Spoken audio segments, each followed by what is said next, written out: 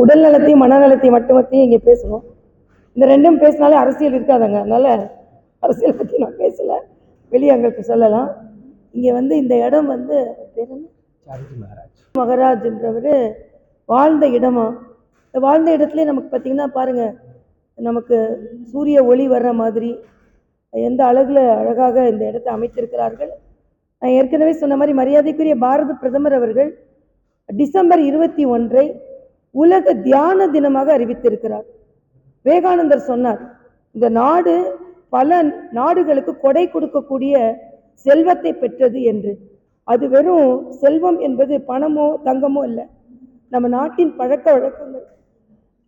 அதில் பார்த்தீங்கன்னா இன்னைக்கு யோகா 92 நாடுகளில், இதில் ஒரு 10-15 இஸ்லாமிய நாடுகளும் யோகா தினத்தை கொண்டாடுறாங்க.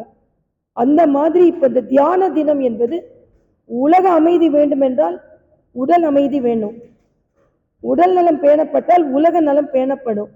அந்த வகையில் இந்த தியானத்தை நாம் எல்லாம் பயில வேண்டும், பயிற்றுவிக்க வேண்டும். நான் ஏற்கனவே பேசும்போது சொன்ன மாதிரி அரசாங்கங்களுக்கு நான் வைக்கின்ற கோரிக்கை, வகுப்புகளில் தியான வகுப்புகள் கட்டாயம் இருக்கணும். தியான வகுப்பு இருந்தால் மற்ற வகுப்புகளின் பலன் சிறப்பாக கிடைக்கும். குழந்தைங்களுக்கு கான்செப்ட் நிறைய மார்க்கும் வாங்குவாங்க. அதனால் தியான வகுப்புகள் இருக்கணும், யோகா வகுப்புகள் இருக்கணும், உணவு முறை மாற்றங்கள் இருக்கணும். உணவு ஆரோக்கியமான உணவாக இருக்கணும். நான் பாண்டிச்சேரியில் துணைநிலை ஆளுநராக இருந்தபோது மில்லட் ஸ்நாக்ஸ் சாயந்தரம் நான் கொண்டு வந்தேன்.